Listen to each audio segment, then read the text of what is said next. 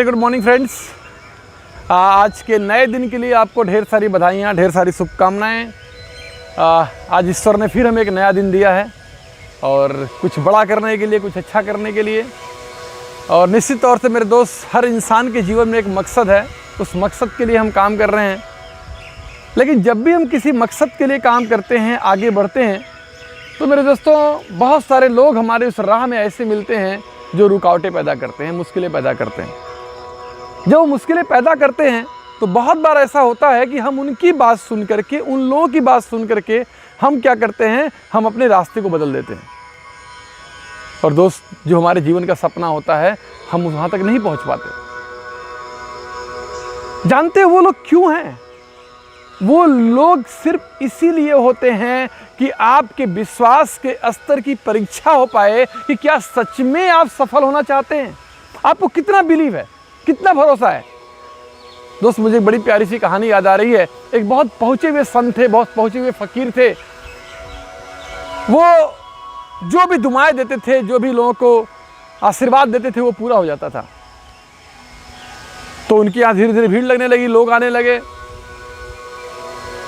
लगे, ऐसे चलने लगा। बहुत सारे लोगों की प्रॉब्लम खत्म होने लगी, समस्याएं खत्म होने लगी, भीड़ बढ़ने लगी उनके यहाँ। तब तक संयोग की बात क्या है कि उस जो संत की कुटिया थी, उस कुटिया के थोड़े से बगल में एक नया महात्मा आ गए। छोटी सी कुटिया खोल लिया उन्होंने, बिल्कुल चंदन टीका लगा करके रोज सुबह बैठ जाते थे। जब लोग आते थे जो एक्चुअल संत थे उनसे मिलने के लिए, तो रास्ते में लोग आते थे और इस महात्मा को देखते थे, इस संत को देखते थे। और ये संत जो थे, वो जो अच्छे वाले संत थे, उनकी बुराई करते थे।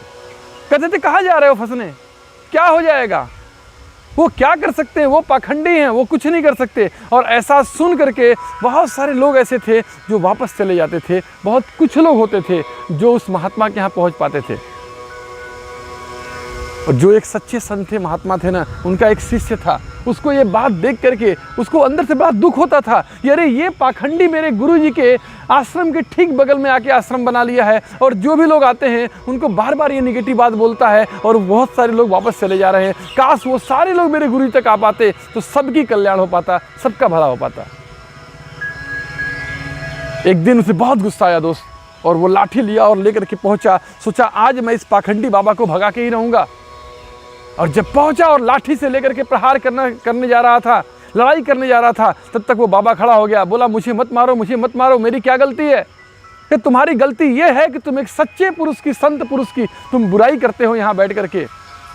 बोला, ये तो मुझे काम सौंपा गया है। किसने सौंपा है? कहा, मेरे गुरु का आदेश है। तुम्हारा गुरु कौन है? कहा, मेरे गुरु जी वही हैं जो तुम्हारे गुरु हैं। इसको बड़ा आश्चर्य हुआ, अरे मेरे गुरु जी अपनी बुराई करने के लिए किसी को यहाँ लगाए हैं। वो भागते हुए अपने गुरुजी के पास जाता है, बोलता, गुरुजी ये क्या लीला है, क्या माया है? गुरुजी बोलते हैं, बेटा बहुत सारे लोग जो हमारे पास आते हैं, लेकिन उनमें से किन लोगों को विश्वास है हम पर, भरोसा है हम पर, जिनको विश्वास और भरोसा ना हो वो पहले ही लौट जाएं, इसीलिए मैंने अपने उस भक्त को वहाँ लगा रखा है।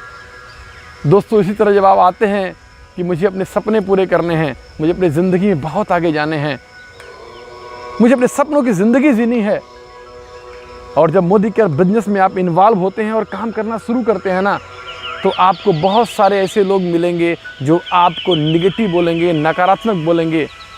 और अगर आपने उनकी बात को अवॉइड किया, अगर आपको बिलीव है, आपको विश्वास है, आपको भरोसा है, और आप अपने काम को ईमानदारी के साथ करते गए, और आप अगर उस देव स्थान तक पहुंच गए, मोदी केयर की उस अंतरात्मा तक आप पहुंच गए, दोस्तों आपका हर वो सपना पूरा होगा जो सोच करके आप इस बिजनेस में आए हैं।